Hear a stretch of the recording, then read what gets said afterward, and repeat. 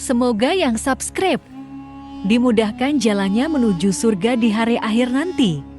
Dan yang like komen diberikan rezeki melimpah dari arah tak terduga. Suatu hari, saat kota Madinah sedang dalam suasana aman dan tenang, terlihat dari tepat ketinggian di pinggir kota, debu tebal yang mengepul ke udara. Debu itu semakin meninggi, bergumpal-gumpal hingga hampir menutupi angkasa.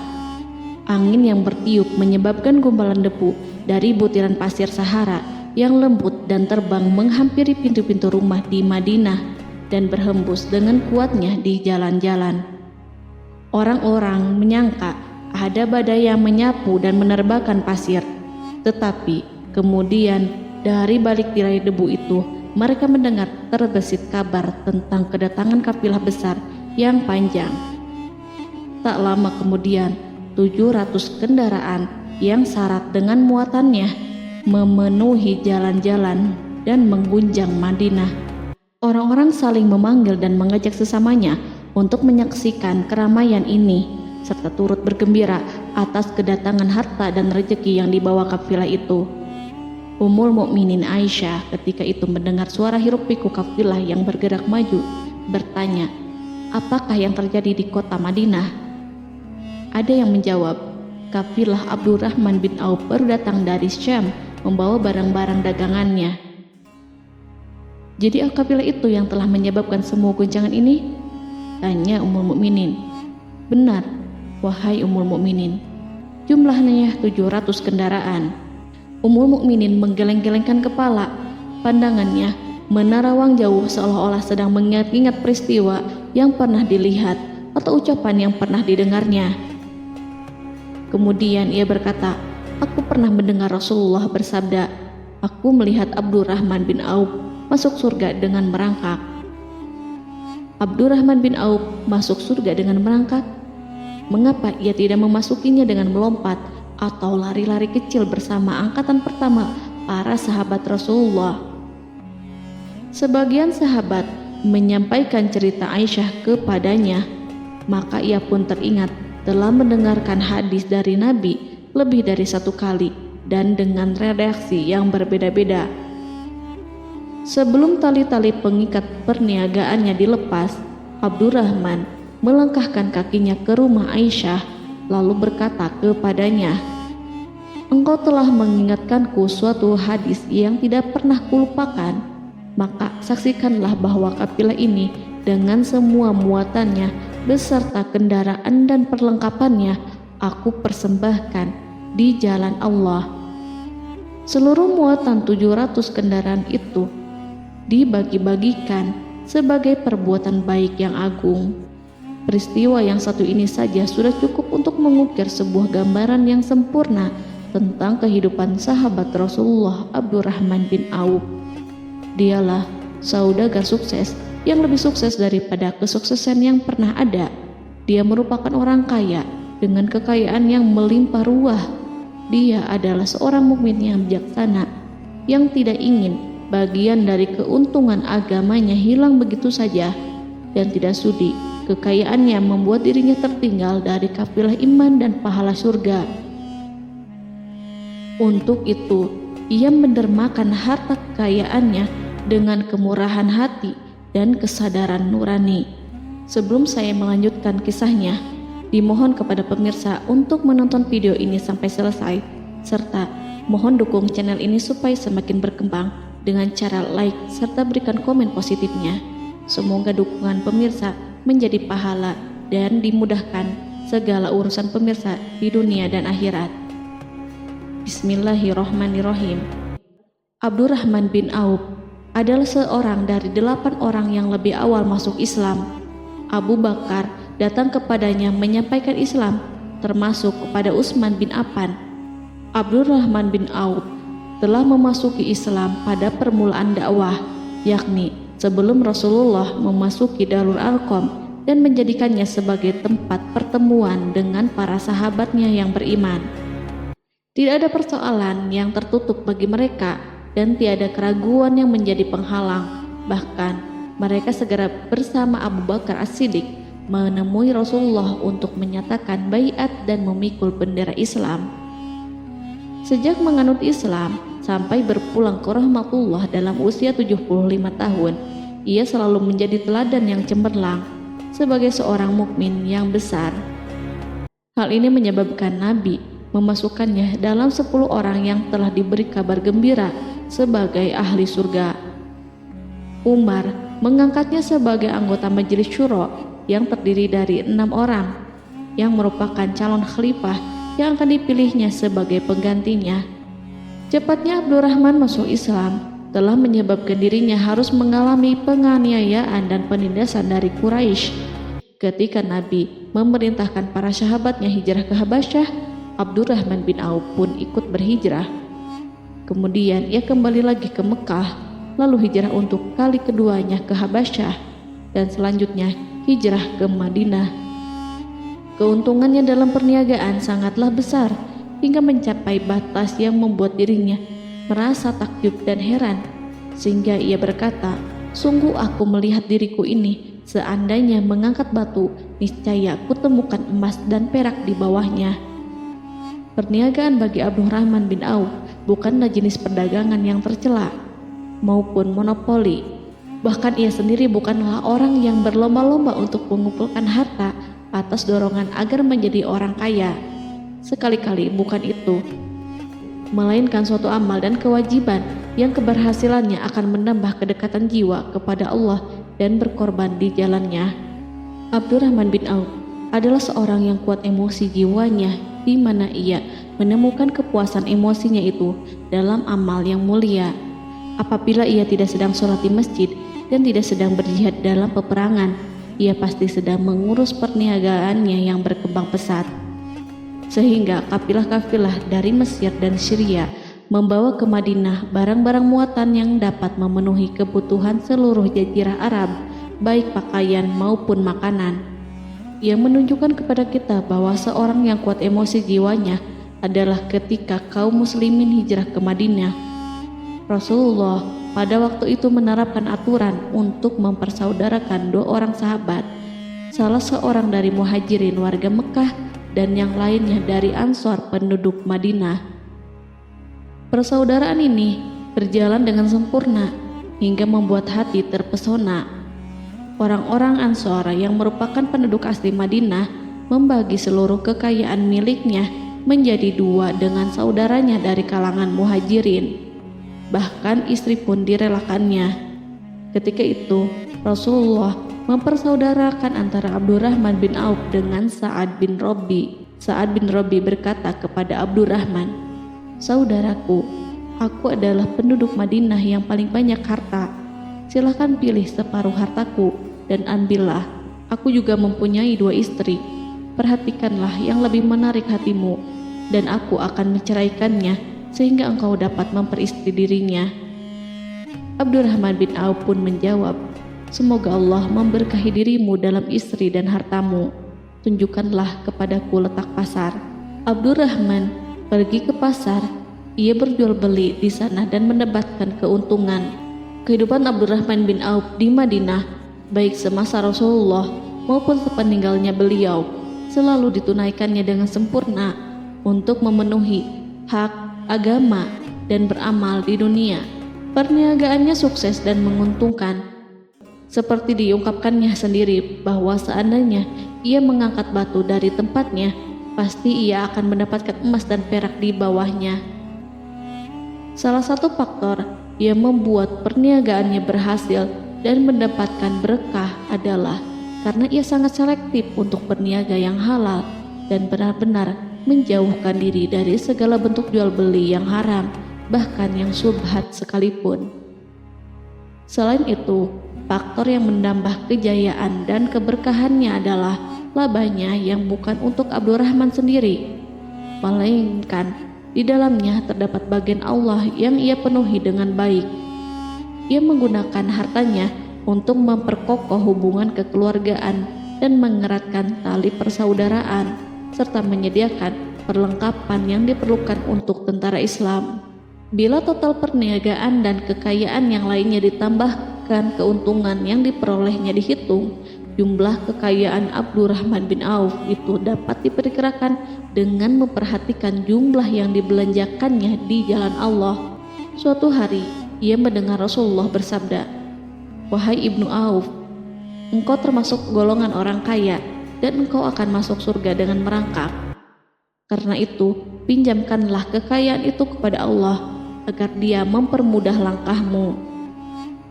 Sejak ia mendengar nasihat Rasulullah ini dan menyediakan bagi Allah pinjaman yang baik, Allah justru semakin melipat gandakan kekayaannya hingga berlimpah ruah. Suatu hari, ia menjual tanah seharga 40.000 dinar. Kemudian uang itu dibagi-bagikan semuanya untuk keluarganya dari Bani Zuhrah, untuk para istri Nabi, dan untuk kaum muslimin yang miskin. Pada kesempatan lain, ia menyerahkan 500 ekor kuda untuk perlengkapan tentara Islam. Pada hari yang lain, ia menyerahkan 1.500 kendaraan unta. Menjelang wafat, ia mewasiatkan 50.000 dinar untuk diinfakkan di jalan Allah. Ia juga berwasiat bagi setiap orang yang ikut perang Badar dan masih hidup, masing-masing mendapatkan 400 dinar. Hingga Utsman bin Affan juga mengambil bagian dari wasiat itu, meskipun termasuk orang yang kaya. Ia berkata, harta Abdurrahman bin Auf halal lagi bersih, dan memakan harta itu membawa keselamatan dan keberkahan. Ibnu Auf adalah seorang yang mengendalikan hartanya, bukan dikendalikan oleh hartanya. Sebagai buktinya, ia tidak mau celaka dengan mengumpulkan dan tidak menyimpannya. Bahkan ia mengumpulkannya dengan tetap merendahkan hati dan dari jalan yang halal. Kemudian harta itu tidak dinikmati untuk kepentingannya sendiri, melainkan untuk dinikmati bersama keluarga, kerabat, rekan-rekan, dan masyarakat seluruhnya.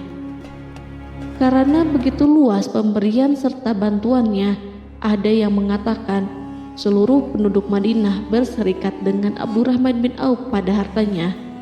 Sepertiga dipinjamkannya kepada mereka, sepertiga lagi dipergunakannya untuk membayar hutang-hutang mereka, dan sepertiga sisanya dibagi-bagikan kepada mereka.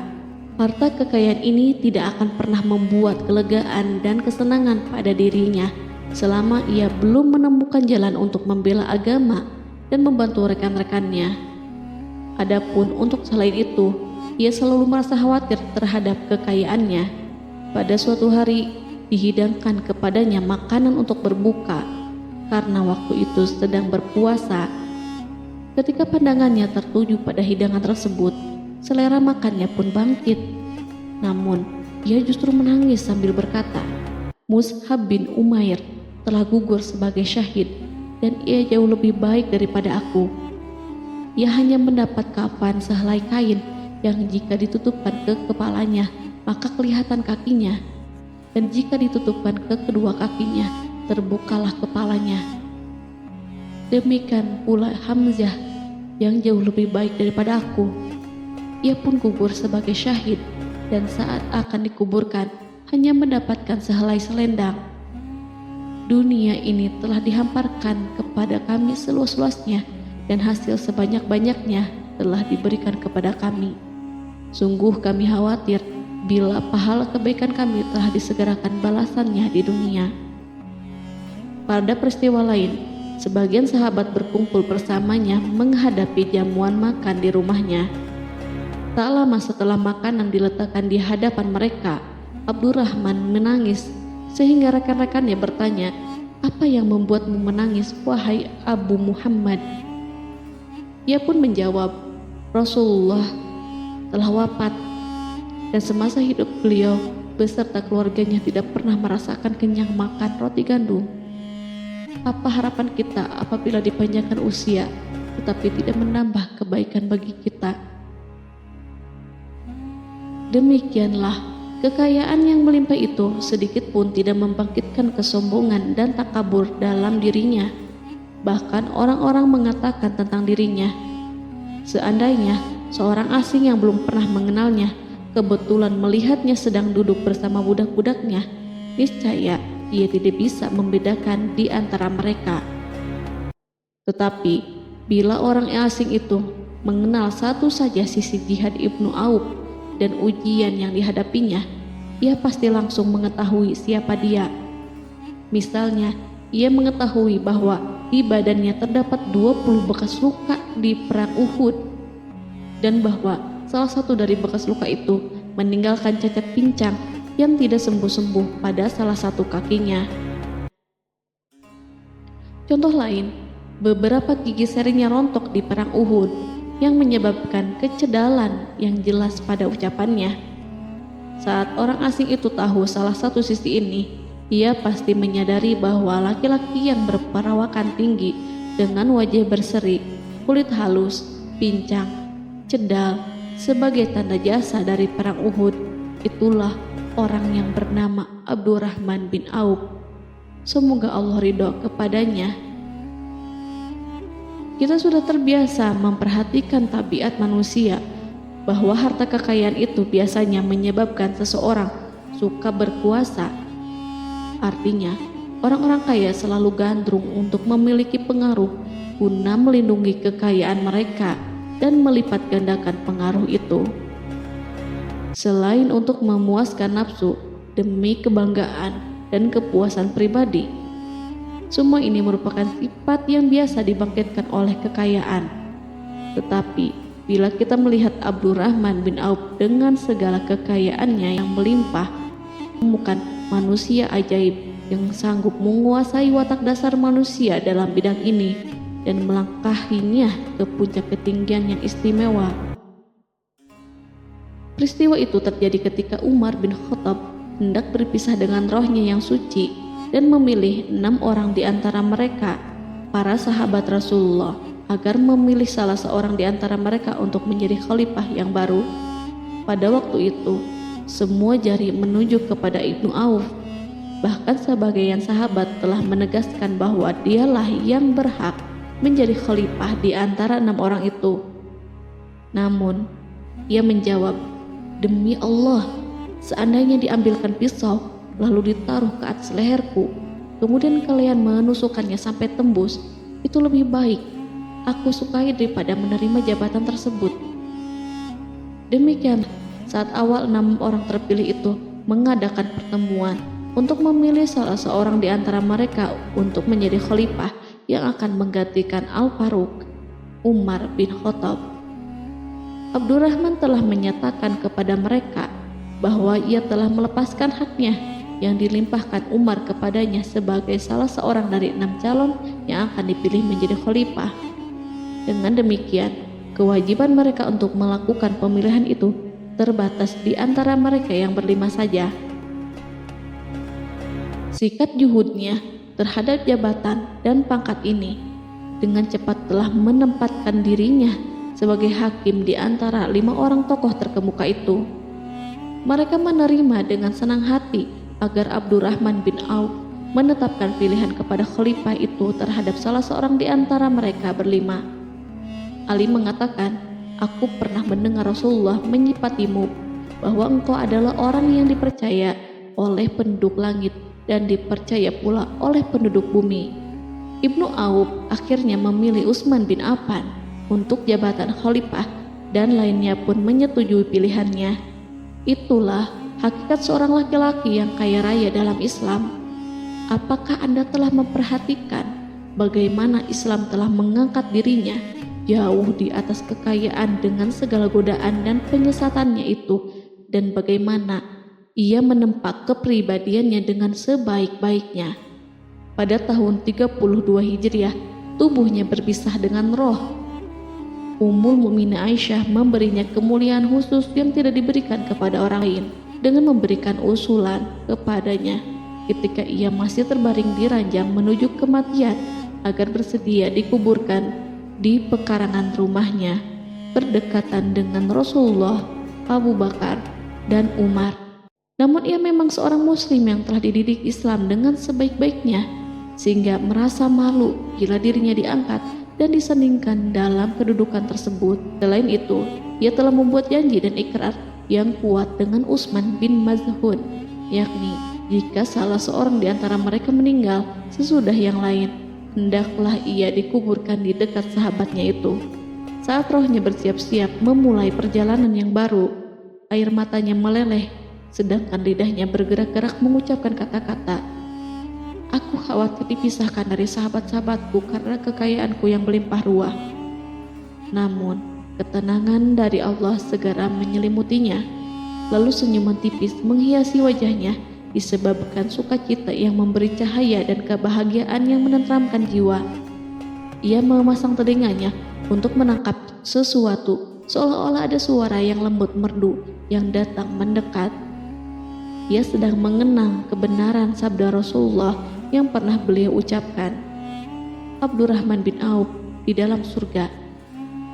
Ia barangkali juga sedang mendengarkan janji Allah dalam kitabnya. Orang yang menginfakkan hartanya di jalan Allah, kemudian tidak mengiringi apa yang diinfakkan itu dengan menyebut-nyebut dan menyakiti perasaan penerima, maka memperoleh pahala di sisi Rabb mereka. Tidak ada rasa takut pada mereka dan mereka tidak bersedih hati. Quran Surat Al-Baqarah ayat 262.